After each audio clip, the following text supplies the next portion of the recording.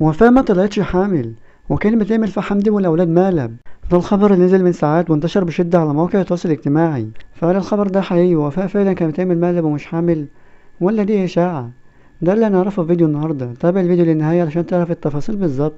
انتشر من ساعات أخبار بتقول إن وفاء مش حامل، ودي فكرة مقلب جديدة. وناس تانية بتقول إن حمدي ووفاء عاملين مسلسل علشان ياخدوا الترند.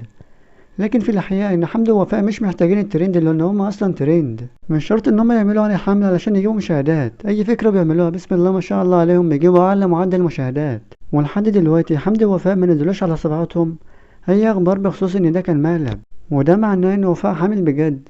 لأنه لو كان مقلب كان زمانهم نزلوا بالجزء التاني من المقلب، لكنهم نزلوا فيديوهات عادية من الملاهي وتحدي إن هما يبعدوا عن التليفونات لمدة يوم. ولحد هنا نكون وصلنا لنهاية الفيديو.